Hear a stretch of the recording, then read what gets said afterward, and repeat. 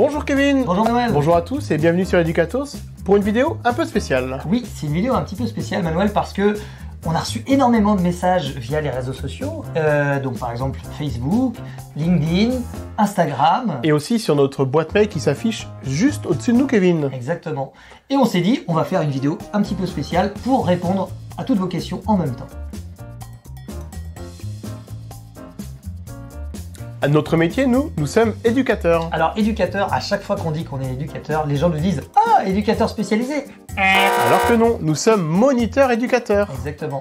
Donc c'est un petit peu pareil, mais c'est il y a quelques détails qui changent. Dans le milieu éducatif, il y a plusieurs métiers. Par exemple, moi avant j'étais AMP, aide médico-psychologique. Et tu as fait une VAE. Une validation des acquis par l'expérience. Exactement.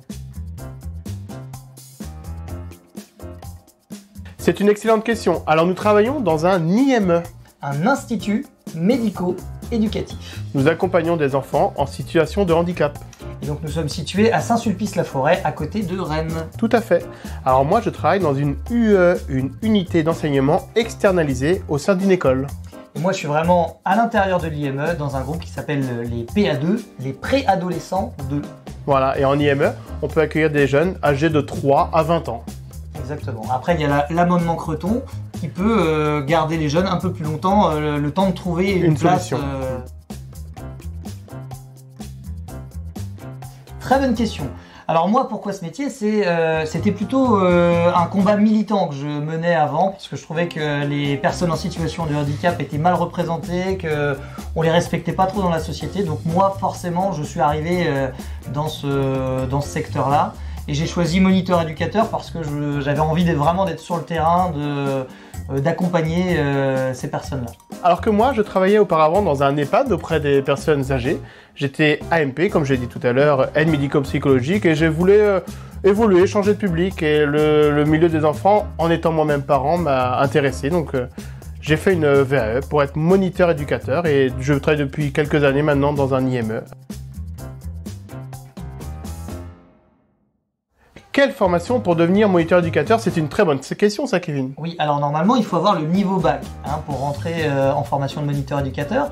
Et moi à l'époque, donc parce que je commence à vieillir un petit peu, il y a 20 ans, c'était un centre de formation qui s'appelait l'AFPE et maintenant chez nous en Bretagne c'est Ascoria. Voilà, et c'est une formation qui dure 2 ans. Moi, c'était un petit peu différent, comme j'ai dit tout à l'heure, je l'ai fait par une VAE, une validation des acquis par expérience. Donc on peut aussi évoluer dans les métiers de l'éducatif. On peut par exemple pas avoir de diplôme, ensuite devenir AMP ou moniteur éducateur, éducateur spécialisé, ou aussi après chef de service. Oui, il y a beaucoup de métiers différents. Alors pourquoi avoir créé Educatos? Mais oui, on a voulu créer notre propre support éducatif, donc pour animer nos activités avec les jeunes, notamment autour de la communication. Et aussi, ce qui était important pour nous, c'était de le partager aux parents et aux différents professionnels. Et on a été soutenu par notre direction à la DAPEI 35, ils ont trouvé la démarche intéressante et ils nous ont aidés à développer la chaîne Educatos. Alors, est-ce que c'est notre métier? Un petit peu. Bon, on est avant tout moniteur éducateur au sein d'ANIM, Kevin. C'est ça. Et donc, on travaille à l'IME du lundi au jeudi. Et le vendredi, on est dans nos studios, dans l'ESAT de Saint-Jacques. Donc, je vois déjà la question arriver. C'est quoi un ESAT? Oui, Kevin, à Saint-Jacques-de-la-Lande, à côté de Rennes. Un ESAT, c'est un établissement et service d'aide par le travail. Super. Alors la question qu'on nous a vraiment beaucoup posée, c'est est-ce que vous avez des projets? C'est ça. Donc oui, nous avons des projets. Donc par exemple des projets de livres qu'on a déjà fait.